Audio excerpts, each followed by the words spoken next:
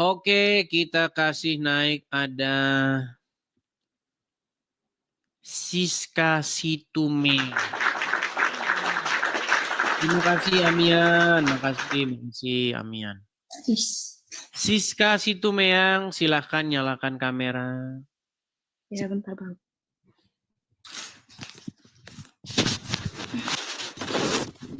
Situmeang, Siska Situmeang. Apakah Anda seorang Muslim atau bagaimana? Muslim. Muslim, ya. Silakan. Kak Siska Situmeang, apa yang mau Anda utarakan? Tapi konfirmasi dulu nih. Kalau Muslim, kami mau konfirmasi dulu. Coba Ya. ditutup itu. Nanti umat-umat Muhammad paling nggak bisa ngelihat. Ya. Oke. Karena nanti dikatakan haram membangkitkan syahwat. Ini kan tutup aurat. Coba kami mau tes dulu nih, Kak Siska. Coba kalau memang seorang Muslim, lahir Muslim. Lahir Muslim. Lahir Coba. Muslim. Lahir Muslim. Coba kami mau tahu nih. Coba bacaan-bacaan sholat. Karena itu tesnya orang Muslim. Silakan. Al-Fatihah. Bismillahirrahmanirrahim. Alhamdulillahirabbil alamin. Arrahmanirrahim. Maliki yaumiddin. Iyyaka na'budu wa iyyaka nasta'in. Ihdinas shiratal mustaqim. Shiratal ladzina an'amta 'alaihim ghairil maghdubi 'alaihim waladdallin. Amin. Itu Muslim. Berarti orang tua itu udah Islam. Islam. Orang tua dua-duanya Islam. Islam, Bang. Oke. Berarti lahir secara Islam. Sekarang pun masih Islam. Masih. Oke, silakan. Apa gerangan Anda naik ke sini? Silakan.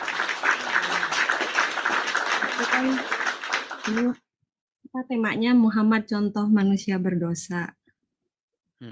Yesus contoh manusia tanpa dosa. Ya emang benar Abang. Nah pertanyaannya, kenapa Anda masih nekat ngikutin Muhammad?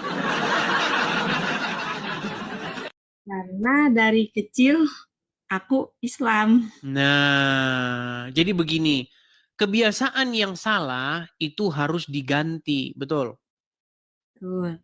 Iya, coba kalau memang Siska sudah mengakui bahwa Muhammad itu contoh berdosa, kenapa masih ngikutin Muhammad? Karena kan memang manusia itu nenek moyang kita aja udah berdosa. Iya, makanya inilah yang diajarkan di dalam kekristenan. Supaya kita jangan ikut nenek moyang kita yang berbuat dosa. Iya. Begitu loh. Kita harus mengikuti suri tauladan. Contoh manusia yang tidak berdosa. Karena Adam yang pertama itu contoh yang salah. Dia itu melaksanakan ketidaktaatan. Adam itu taat atau tidak? Adam taat, istrinya yang tidak taat. Sulit ini teman-teman. Iya kan? Begini, di dalam Bible dan di dalam Al-Quran ada satu kisah yang sama begitu ya. Memang Al-Quran itu adalah kitab yang menjiplak Bible, tapi orang Islam tidak ngaku. Jadi narasinya berbicara begini, bahwa iblis menggoda Adam melalui perantaraan sang perempuan. Ya. Tetapi kemudian Adam makan nggak buah itu? Iya, makan. Iya, artinya dia taat nggak? Enggak. Iya. Ketidaktaatan. Bahkan ada ayatnya di dalam Al-Quran. Janganlah kamu mengikuti nenek moyangmu Adam yang telah tergelincir. Ada nih. Saya tunjukkan ya. Saya tunjukkan. Ada ayatnya nih ya. Nih ya. Saya tunjukkan surat. Di dalam Quran surat. Sebentar ya. Sebentar ya. Sabar ya. Supaya jangan mengikuti nih. Di dalam surat Al-A'raf ayat yang ke-27, 27 nih ya. Supaya jangan kamu tertipu daya oleh nenek moyangmu. Nih saya balikkan. Tertipu daya seperti nenek moyangmu. Maksudnya seperti bapakmu yaitu Adam nih. Perhatikan ya. Saya kasih tunjuk. Di ayat 27 nih. Surat Al-A'raf ayat 27 ya, saya bacakan nih.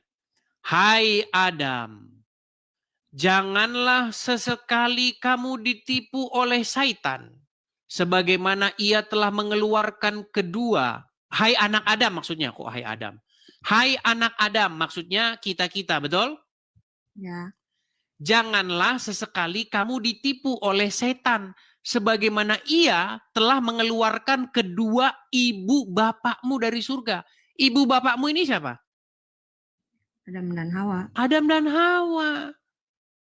Makanya jangan contoh orang-orang terdahulu, yaitu Adam dan Hawa. Mereka tidak mengerjakan ketaatan. Mereka memberontak. Mereka tidak patuh, tidak taat. Mereka patuh kepada iblis. Sedangkan Adam yang kedua, yaitu Yesus, dia taat sampai mati. Makanya Yesus sebagai sampel, sebagai contoh manusia yang harus kita jadikan suri tauladan. Apakah Muhammad pantas kita jadikan suri tauladan? Tidak, karena dia berbuat dosa. Nah, ini yang saya beritakan kepada umat muslim. Bagaimana? Mengapakah hatimu masih tertutup untuk mengikuti Yesus? Apakah karena Anda bangga dengan dosa? Ya, ini sebenarnya aku lagi belajar, Bang. Iya, memang ini proses. Kan aku sering lihat abang gitu kan. Sinyal. Aku kan sering lihat abang, jadi aku ada banyak belajar gitu kan. Terus, tapi aku masih ragu. Ragu-ragu. Karena aku Oke, gini, berarti sudah ada niatan ingin meninggalkan agama Islam? Yesus itu ada. Ada, puji Tuhan ya, ada niatan dia. Ya, ada langkah yang baik. Oke, tapi yang membuat ragu apa?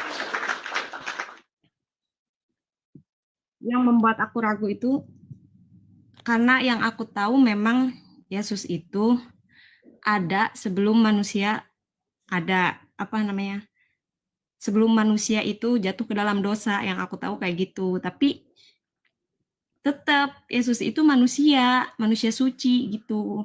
Yang bilang Yesus bukan manusia siapa? Siska Situmeang. Di dalam Kristen, orang yang tidak mengakui bahwa Yesus manusia, dia sudah kena paham doketisme. Dia sudah kena paham gnostik. Yesus memang manusia di dalam Bible. Siapa bilang Yesus bukan manusia? Tetapi bukan hanya sekedar manusia biasa. Tiga Injil, Matius, Markus, Lukas, itu berbicara mengenai Yesus sebagai Sang Mesias, sebagai anak manusia. Bahkan berkali-kali Tuhan Yesus dalam dakwahnya mengatakan anak manusia, anak manusia, anak manusia.